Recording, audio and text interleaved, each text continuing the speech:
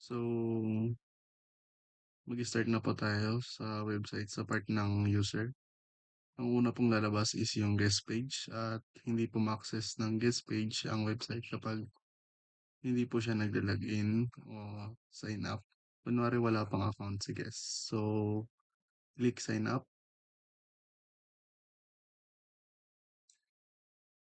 Pwedeng sign up using Google or Facebook.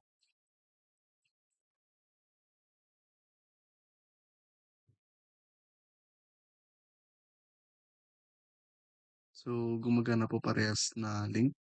After sign up, click sign in. Kapag nakapag-sign in na is nauna ang magpapakita ay promotional ad, then click shop now. So, ito na po yung homepage. Gumagana po lahat ng buttons like click home and perfume selection. Click about us and contacts. So, next po natin is view natin ang products. Click view product. Then, sa page ni Chanel is click Dior. So, pwede po siya i-swipe. Then sa page then ito po yung kay Christian Dior. Then, next is Dolce and Gabbana. Click natin yan. Then Victoria's Secrets. So, after ibaba po natin, then click natin yung Calvin Klein. Then, sa page ni Calvin Klein, click Chanel. So, babalik lang po. Then, sa page ni Chanel, click add to cart. Then, click cart icon. Makikita yung product na naka-add po sa cart.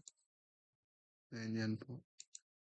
Then, kapag click buy now, magpapakita si checkout. Then, mapupunta na po siya pabalik sa homepage. Hanggang doon lang po gumagana yung website. Then, click user icon. Then, click logout. Then, sa side naman po ng admin, sign in as a admin. Then, verify lang din natin. Click submit. Magpo-proceed ka na kaagad sa dashboard ng admin. Then, click refresh data. Then, click view orders. So, lalabas ang orders sections and click export orders. So, lalabas orders has been exported. So, balik po tayo sa dashboard. Click dashboard, then scroll down, click manage product. Lalabas ang product section, then kapag nag-click view, lalabas ang product details. Then, click X to close. Kapag click edit, lalabas ulit ang in-edit from, then click save, change, babalik sa product details. Then, click add product. Kung gusto mo mag-add ng product, click and product button, babalik siya ulit sa product section. Then, upload image.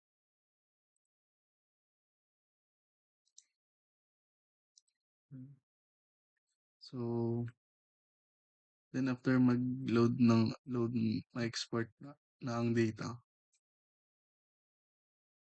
Then,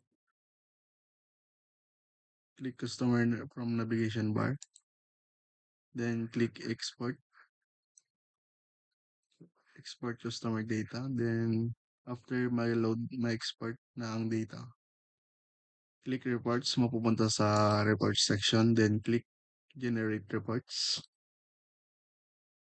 Lalabas ang sales overview at top product. Then sa perfume matrix, kapag click export data, lalabas na data has been exported. So, so that is my web design proceed po tayo sa mobile.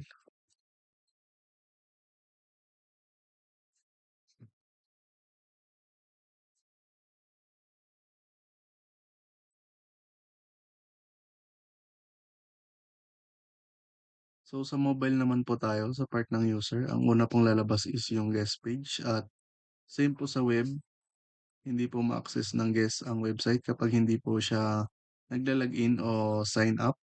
Kunwari wala pang account si guest, then click sign up.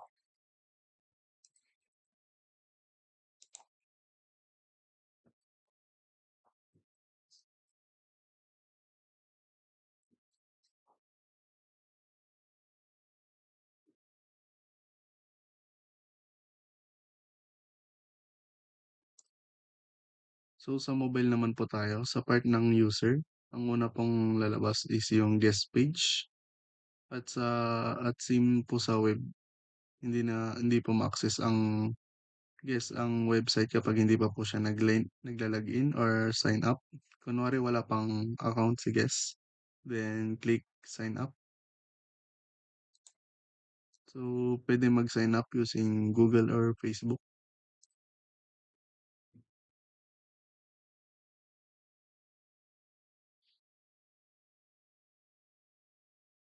So gumagana po parehas ang link. After sign up, click sign in. Then kapag nakapag-sign in na, ang una pong lalabas is promotional ad. Then click shop now. So ito na po yung homepage. Sa homepage naman po, gumagana po lahat ng buttons which is nasa gilid po. Then click yung three lines, lalabas po ang drop down menu. Then click home. So next po is click perfume selection. Then next po is about us. And lastly is contact us. So next po view natin ang products. Then click view product ng Chanel. Sa page ni Chanel is click there. And pwede rin po siya i-scroll. Then Dolce & Gabbana to Victoria's Secret. Sa page ni Victoria's Secret, pwede rin i-click si Calvin Klein. Sa page ni Calvin Klein and click Chanel. So sa page ni Chanel, click add to cart. Add to cart. Then click the cart icon, makikita yung product na naka-add yung add to cart na. Then kapag click buy now, magpapakita si order sa summary page. Click pencil to edit or add new address, then click save change. Yan. So magpapakita yung order summary and subtotal ng order. Then click proceed to check out, lalabas ang order place.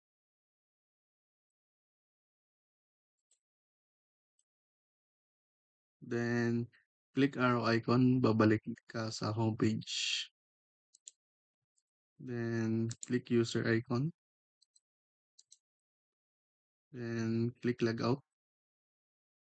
Then sa side naman po ng admin is sign in as a admin. Verify lang natin, then click submit. So magpo-proceed ka na kaagad sa dashboard ni admin. Then click view orders, lalabas ang orders section. Then click export. Lalabas ang orders has been exported. So, babalik po tayo sa dashboard. Click dashboard. Click manage products. Then, lalabas ang product section. Hanggang doon lang po siya gumagana. Hindi na po clickable and add new product button. Click customer from 3 lines menu. Click export customer data. Then after ma-load ma-export ng data, click reports, mapupunta sa report section.